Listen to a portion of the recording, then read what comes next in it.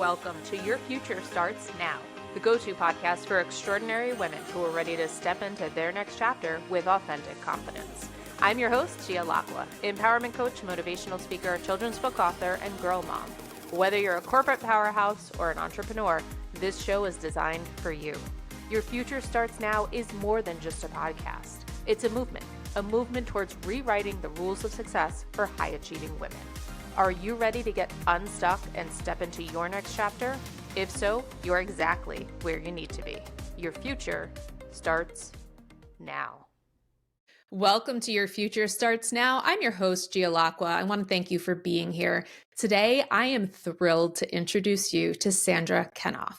Sandra is the proud president and CEO of Girl Scouts of Northern New Jersey. She's been leading the organization through transformational change with a focus on ensuring that more girls can find their voice. Sandra is committed to increasing diversity, accessibility, and inclusion in Girl Scouting and providing the best and most appropriate resources and facilities that will tap into the opportunities and meet the challenges of an advancing world.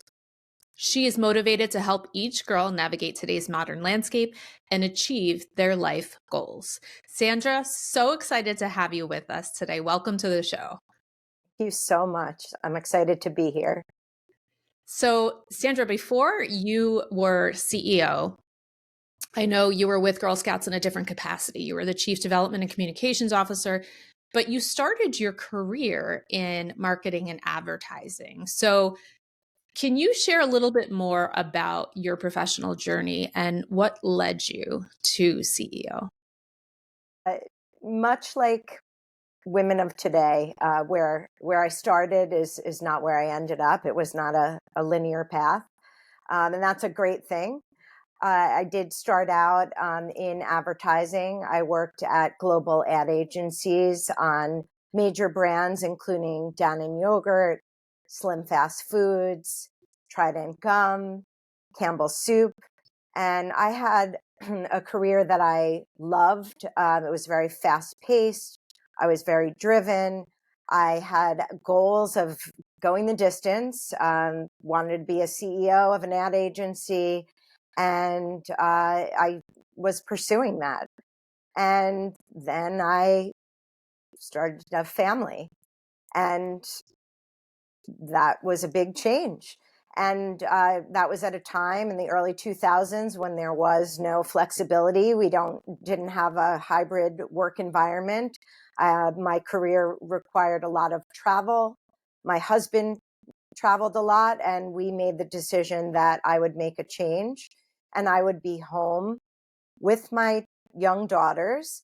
And that was the end of my time in advertising. And I wasn't sure when I would go back to work. I knew that I would. And I kept myself in the environment of marketing by having a small strategic consulting business. But I wasn't sure when I was going to go back full time. And my life was very different with two young daughters. And so what I did was get involved in community. I was living in the suburbs after living in New York City for almost 10 years. And getting involved in community was a way for me not only to build new friendships, but also to connect, because I didn't know what was next for me career-wise. And I often talk about the fact that my nonprofit career was born out of volunteerism. I got involved at a Jewish community center in my community, which for those who are not familiar is very much like a YMCA. Had everything there from fitness to aquatics to cultural arts to preschool. And my girls were there and I decided to get involved. I was on the board of directors for several years. And then an opportunity came up for me to serve on the senior leadership team in a marketing and fund development role. And I thought that it was an excellent way for me to transfer my expertise in positioning and storytelling in a nonprofit role. And I was very happy to roll up my sleeves and join the senior team of the JCC. And I ended up working there for 10 years and found that I was incredibly motivated by a mission. So for me, here I was building community and had an opportunity to use my skills in a very different way. And it was a very fulfilling position. I really took a lot of satisfaction and felt accomplished in the work that we did. And after almost 10 years on staff, I felt that it was time for me to move on, and had an opportunity to come to Girl Scouts of Northern New Jersey. I felt that it represented a lot of the things I loved about marketing and advertising, because I was back with an iconic brand, positioning it in the marketplace. I was in a chief development and communications role, so marketing was a big function of that original position. And then again, leveraging the storytelling to motivate donors in a fund development role. So I really took that passion for mission-based work um, to the next level, because Girl Scouts really speaks to me because of what it stands for, about empowering girls, empowering the next generation of women. And I think this is why we're having this conversation today, because the Sisterhood of Girl Scouts, the opportunities that it provides for girls and what it means for their leadership development going forward, is something that really spoke to me. And along the way, the opportunity came up. Our CEO left her position, and I thought, this is my time. Let me go for it. And here I am. I'm about to start year 3 in the CEO seat. Wow. What an incredible opportunity and such an amazing journey. So it sounds like you always had aspirations to be CEO, but that maybe path took some turns along the way. And I love the fact that, you talk about the mission and the purpose and really being driven by that mission and the purpose, which is so powerful. I'm curious on the theme of girls empowerment before we switch over to women's empowerment. How do you envision, when you think about the vision and the mission of Girl Scouts, how do you envision Girl Scouts contribute to the development and empowerment of girls in today's rapidly changing world? The mission of Girl Scouts is to build girls of courage, confidence, and character who make the world a better place.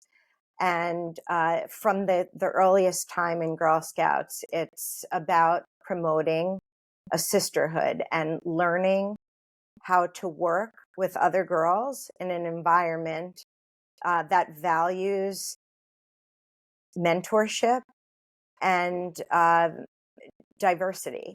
And I think that some of the things in Girl Scouting, and I'll name a few, that really translate well to leadership, have to do with the fact that girls are encouraged to teach or mentor younger girls. We see that with our highest awards, when girls are pursuing the highest awards in Girl Scouting. It is important that they work with younger girls so that they can mentor them. From the earliest days in Girl Scouting, the things that they learn first as a daisy at 5 and 6 years old are the components of being a friend, being considerate and caring, being friendly and helpful, being honest and fair, being responsible for what they say and do. These are things that really build character. They're the things that girls can carry forward with them as they grow into young adults. I think even, programmatically, we look at camp, and when girls go to our summer day camp, they work together on building their confidence when they're doing things like the low ropes challenge course, and they're working under the buddy system of no less than 2 when exploring nature or discovering new activities. So I think there's a lot of examples there of the ways that we're trying to foster this concept of being a sister to every Girl Scout, which is something that is articulated in the Girl Scout law. Love that. I love the concept of sisterhood. I hear you talk about friendship. I heard you talk about mentorship, exploring together. I'm curious, what does that term sisterhood mean to you personally? I think sisterhood is so important. So I'm going to say 2 seconds on my personal and then a lot about sisterhood in general. So I have a sister. My mom has a sister. My grandma had her sister. I come from a line of sisters. And I think there's something really special about having a sister. But there's this concept out there about sisterhood, and we see it in so many spaces of life. Um, when I was in college, I was in a sorority. I tremendously value the fact that I was able to be a part of a sisterhood. And that is something that is very prevalent in the uh, college world. And I think that sisterhood is about connecting, supporting, finding community, creating bonds. And I think we look for it in many different aspects of life. There are organizations that are focused on sisterhood. So not just Girl Scouts, where when we work in a troop, which is a group of girls, we're looking to build a sisterhood. We talk about our Girl Scout sisters, but I look at other organizations like Big Brothers and Big Sisters. Mhm. And I think some of the common themes that you see there are about this concept of mentorship. So I think that within sisterhood, some of it it's about creating the bond and having those spaces that are just for girls or women. It's about support and connectivity, but it's also very much about mentorship. We look to our big sister to guide us. We think about sisterhood in terms of helping others to flourish. And I think that we see that in many different spaces. And we see it in the professional world too.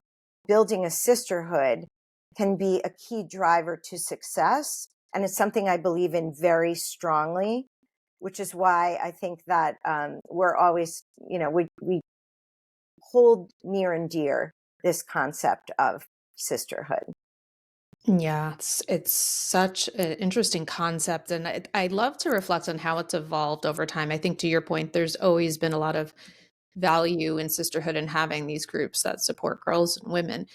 But I do want to take a moment to just reflect on the fact that, when I started in the corporate world 20 years ago, I think it was very different. I think there was a lot of sharp elbows and I think there's a lot of competition. And I think that still exists. But I think we're in a place now where we realize that we're going to get farther by supporting one another. Right. And I think to your point, we can help each other thrive, lift each other up, and that doesn't diminish our ability and our power and our journey. And so I love this concept and being able to apply it across your journey and across the lifespan. Sandra, in your experience, your professional experience and your personal experience, like what do you notice in terms of we've made a lot of progress for women in business, and women in general in terms of equality. I'm curious, where do you think we have made progress? And in your mind, what change still needs to happen or what barriers still exist for women? I definitely think that there are still many barriers, but I will talk about the opportunities and the growth that I've seen with regard to women in business. So the statistic currently is that women run less than 11% of Fortune 500 companies. And while that is an increase over years prior, there's obviously still a long way to go. Further, and I think this really needs to be underscored, there's only a handful of women of color in there. So there's really a lot of opportunity. And when we think of it in terms of percentages, there's still a long way to go. So I think that in terms of barriers, I try not to look at barriers. I try to look at opportunities. And I think that the opportunity is in having diverse leadership, that as women, that we have opportunities not only to get a seat at the table, but to pave the way for our sisters. And I think that as organizations and corporations, we need to value diversity of thought and background and make sure that we are thinking about the next generation, which is something that I talk a lot about in my work with girls. We want to be thinking about that next generation of leadership. And that's something that I think we can replicate in the business world. In June of 2023, there was an article in Fortune magazine where the Accenture chair and CEO, Julie Sweet, talked about diverse leaders having had to continuously reinvent and adapt at a personal level throughout their careers. What she talked about was resilience, adaptability, and having to be pioneers. And I think that really speaks to some of the opportunities that are out there, as well as some of the barriers. Yeah, I love the reframe too, right? Because there's always going to be challenges and barriers, but to your point, they're opportunities, and how do we pave that path and open up those opportunities for ourselves and future generations?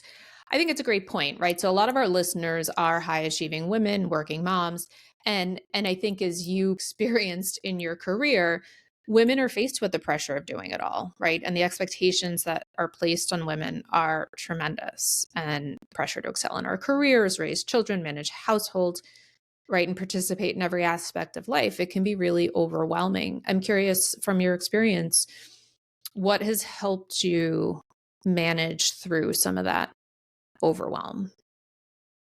I think the current world and the silver lining of COVID is that we have this flexibility that we never had before. Yeah. And here we are talking on camera Mhm. through the computer, and the fact that in a post-COVID world, well, it's really not post-COVID, but we are afforded the opportunity to work remotely, have flexibility. I think these are the things that really make for future opportunities, no matter who you are and where you are. And for women, especially, who are moms and, maybe had to make a change like I did, I think that there's a lot more flexibility that can be offered to them.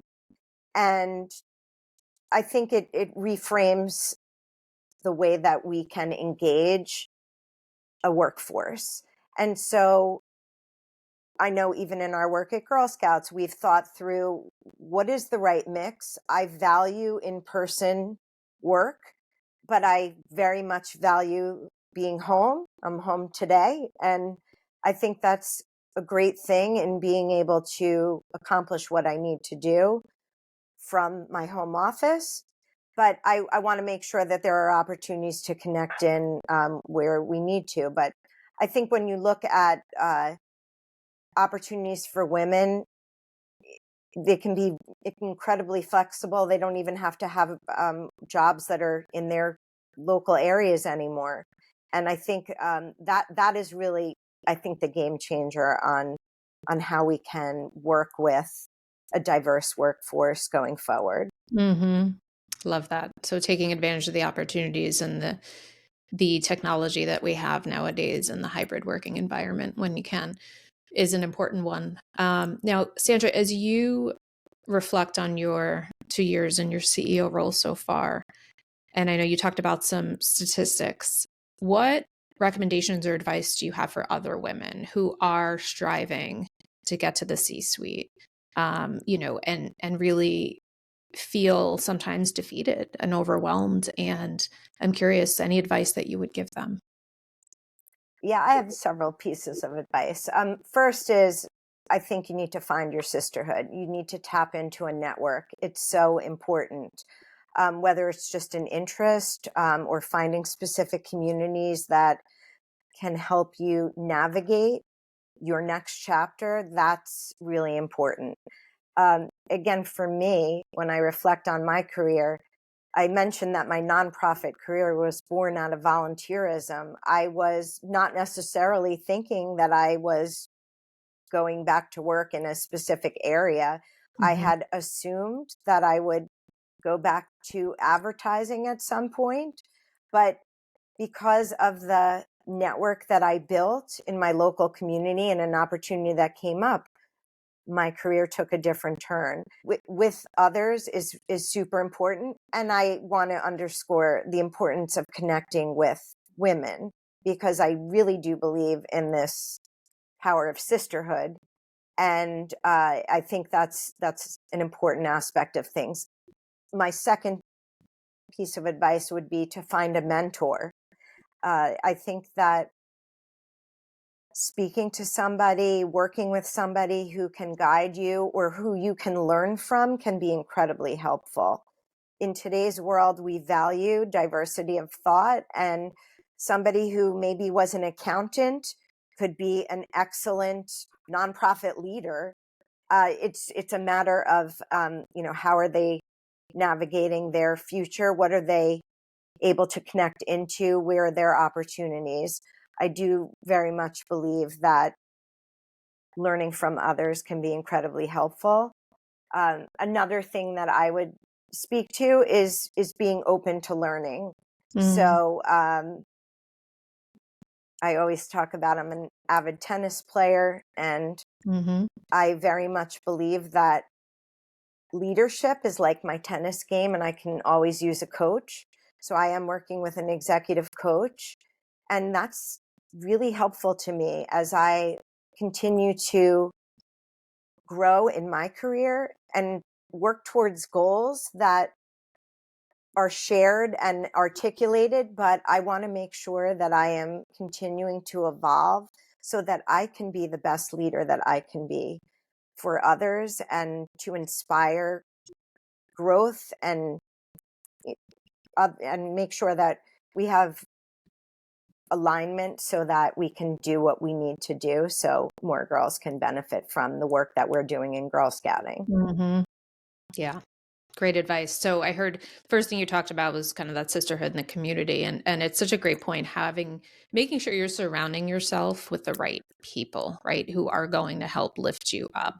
The other thing, the mentorship, has been very helpful for me in my career as well. I think for me, it was hard to find the right person. But absolutely, like tapping into people maybe you wouldn't initially think of too, right? Like to your point, can be really, really important. And then the growth mindset and really continuing to learn and grow even as CEO, you're continuing to learn and grow in a different capacity. And I love the way you talked about, yes, you're responsible for driving the vision and the strategic objectives of the organization, but you're also responsible for leading and developing people, right? And aligning them to achieve those goals and objectives. So some really great advice, and I want to acknowledge how far we've come. I think sometimes it's easy to get bogged down in the day-to-day overwhelm of what we go through as women and having to manage it all. And I want to take a moment to just honor and recognize how far we've come. If you zoom out and take that bird's eye view, right? We've made a ton of progress. We have unprecedented opportunities in education and careers and public life, but to your point, there's still opportunity. There's still work to be done. And so I want to also recognize that the fight for equality is really not just about adding more roles, but it's about ensuring choices and autonomy. So it's not about expecting women to do everything. It's more about creating a world where women could choose the path that suits them best. But I think sometimes we get bogged down in this notion of I have to do everything and I have to do everything really well. Um, so I think it's important that we step back to recognize, we have the agency to define our own path. And when I get bogged down in those moments, one of the things I like to really reflect on is zoom out. And to your point, think about the impact we're leaving for the future generations. You and I both have girls. Mhm. So thinking about like, what path are we creating for our daughters? How do we create a world where women can thrive without the weight of unrealistic expectations? So I think when you're able to zoom out and see that it's where we are in the journey, it's not perfect. I don't know that it ever will be, but how do we make it better? So I would love to know, how, Sandra, do you define success, and how has that definition evolved for you over time? That's a great question. I think defining success is something that evolves. Uh, in my professional life, I define success by seeing girls in action, seeing girls who are living our mission, who are confident and courageous and making a difference in their communities. That's really how I define success. I think it's seeing the work come to fruition. So that's where I get my professional satisfaction. Mm-hmm. I think that success, there's short term and long term, and I think that we need to think about our families as well as our friendships, as well as our professional life. So, success in my family might be about health and wellness and great experiences together and seeing my daughters flourish. And, that might be how we define success there. In terms of friendships, also having great experiences, maintaining strong connections. So Mm-hmm. I think a lot of my success is about relationships, Yeah. as well. And again, really speaks to this concept of sisterhood. I think that having a network of support is an aspect of success. And again, because I'm motivated by a nonprofit mission, making a difference in community is really an aspect of success. So if I think about the legacy that I want to leave, it's Mm-hmm. about making sure that more girls are having the opportunity to develop into the leaders of tomorrow, whatever that path looks like for them. But I want to make sure that I'm thinking about the next generation of girls and providing them with resources and opportunities to make the world better. It really drives me. So those are some of the aspects of success that I think about. Yeah, I can see why it drives you. I think you and I share that passion for sure. Totally. Sandra, before we wrap up, is there anything else you wanted to touch on? What I think about is Ruth Bader Ginsburg, who very much believes that women should have a seat at the table wherever decisions are being made. And I think that's very inspiring as well. She happens to be she was a member of my sorority, so Oh, I wow. love that even more. It's Yeah. full circle.